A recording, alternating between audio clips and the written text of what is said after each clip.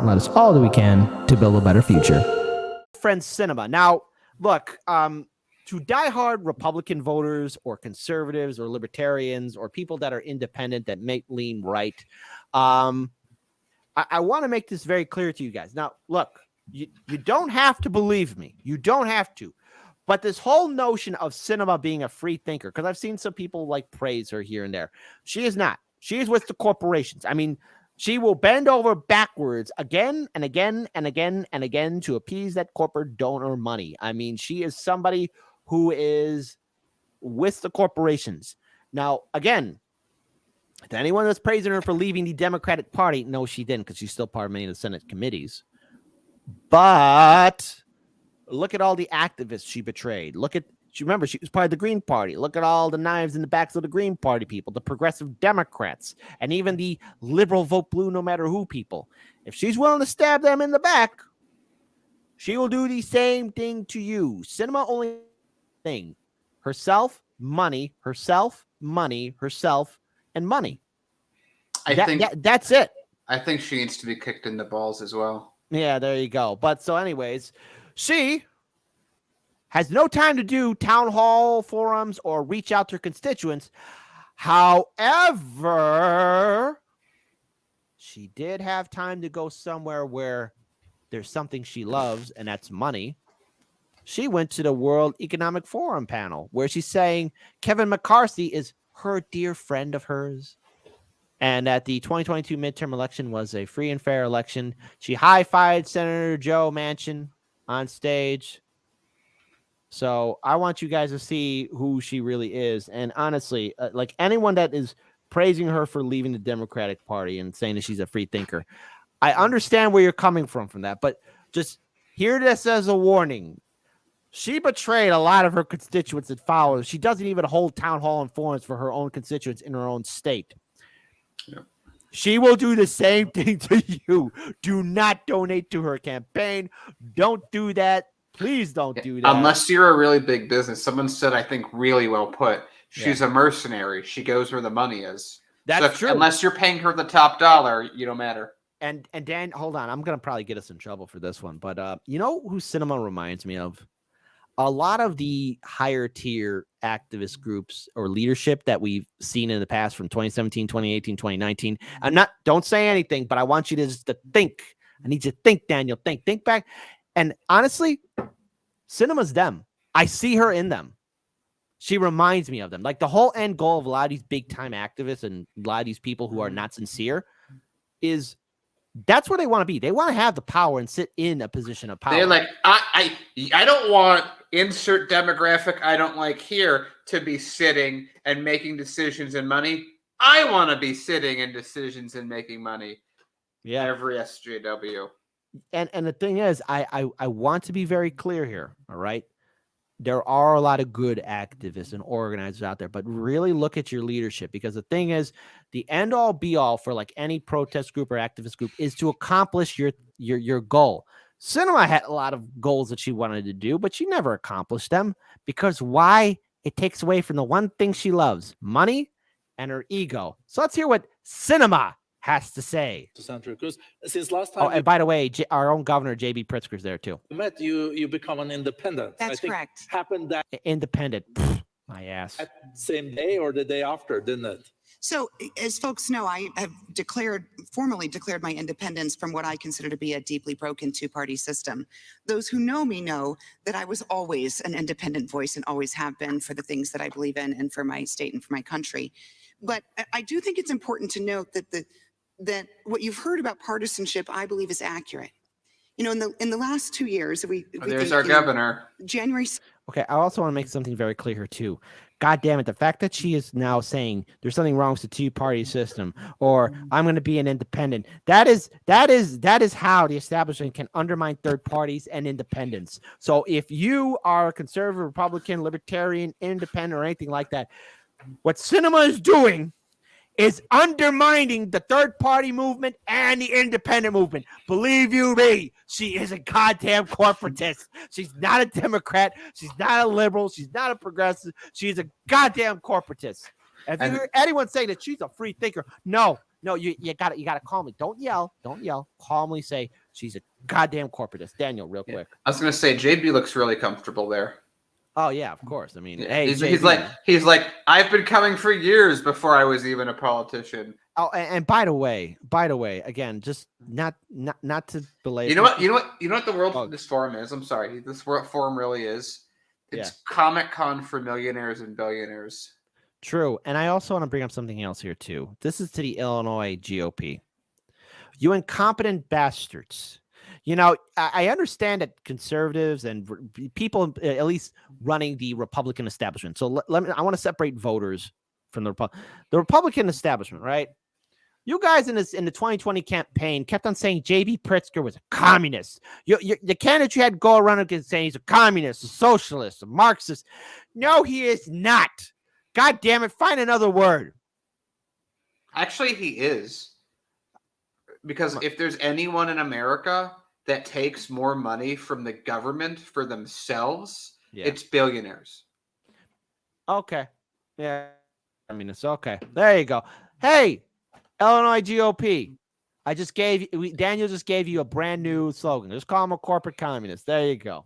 I think that works. Just add corporate to the start. No one likes that term. Yeah, no one likes that term. There you go.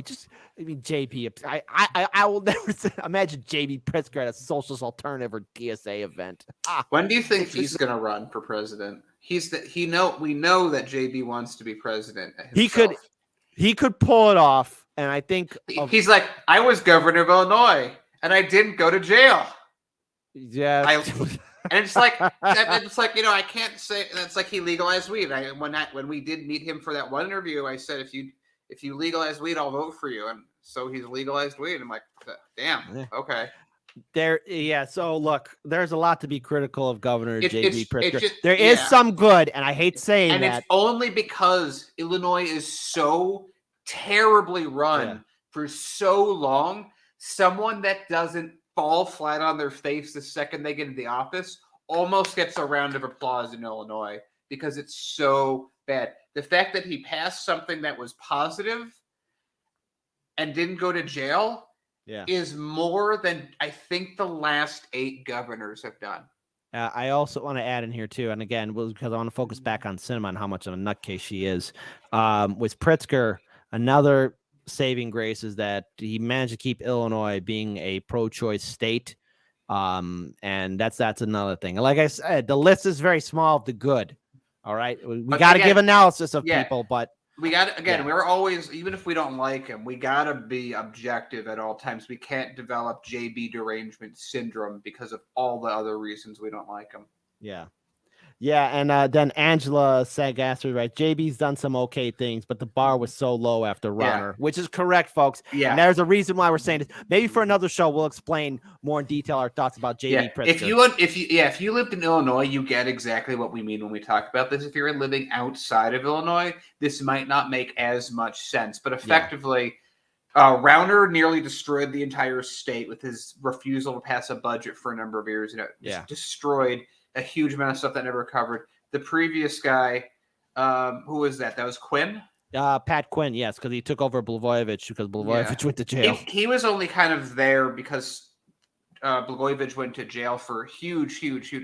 Like, literally, you have a 50% chance if you become Illinois governor in the last 10 governor races, there's a 50% chance you're going to go to jail for being so corrupt.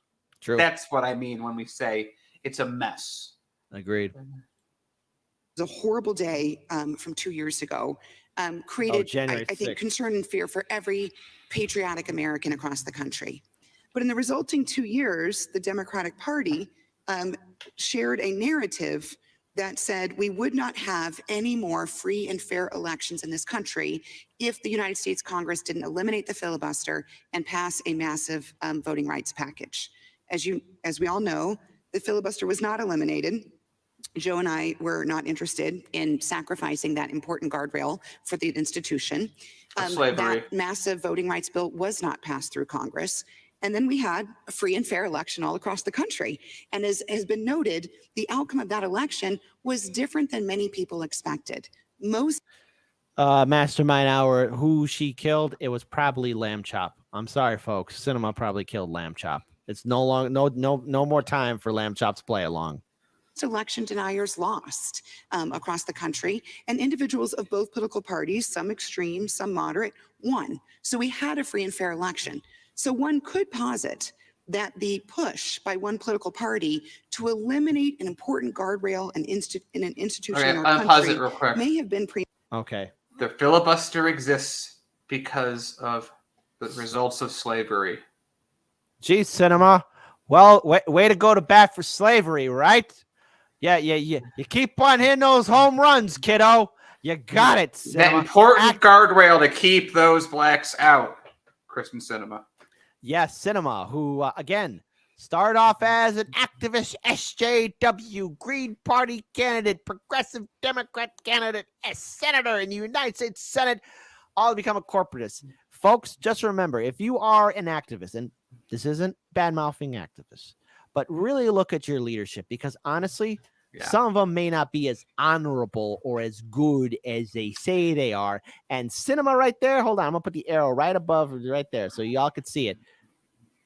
That might be their end goal. Some of them might be easily corrupted, and that's what they turn into.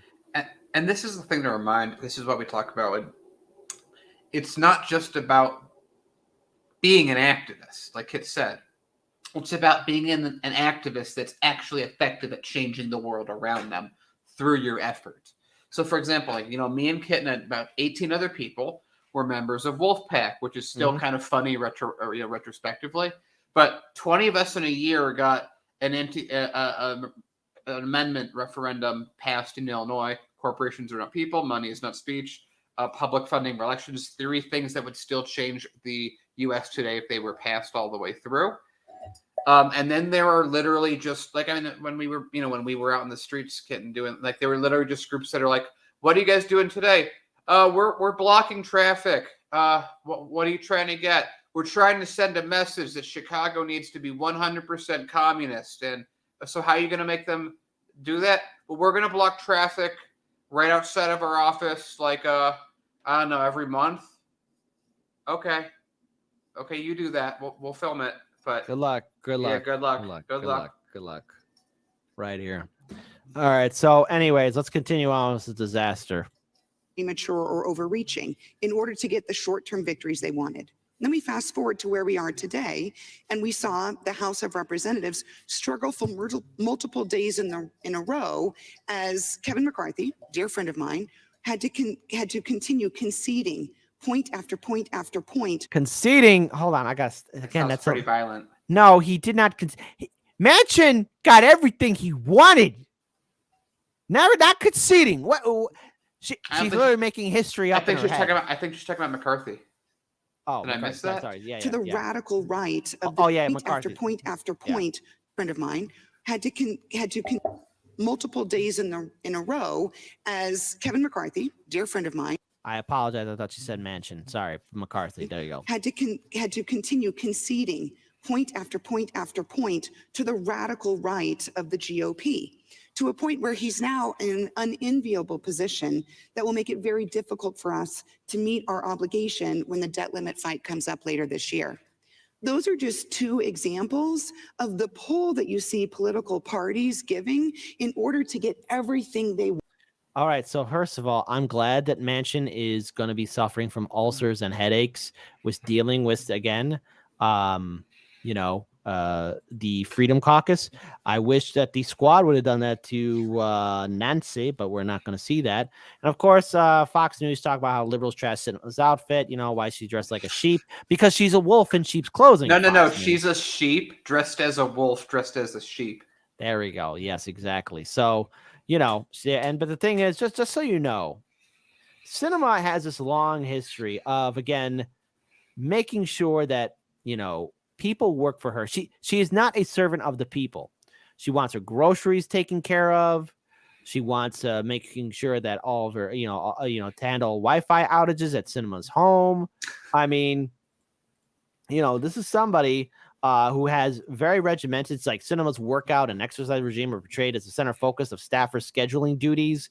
So Sinema is all too busy. Like, honestly, this is what happens when you have an activist, a fraud activist SJW leader become like a person of importance. Like they forget where they came from because they never gave a damn. As soon as Sinema got that Senate seat, she pulled up that ladder, farted on everybody, and said, "Good luck." That's who Sinema is.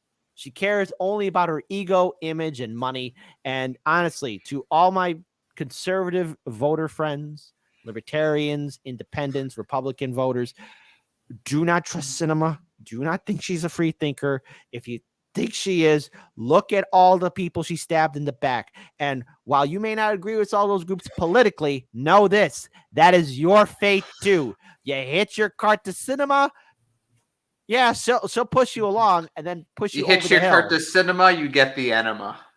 Oh, there we go. That's perfect. And yes, Hardlands Media is going to say it here first. Sinema killed Lamb Chop. That's why you see that. Okay? That's what happened to Lamb Chop. No more play along, folks.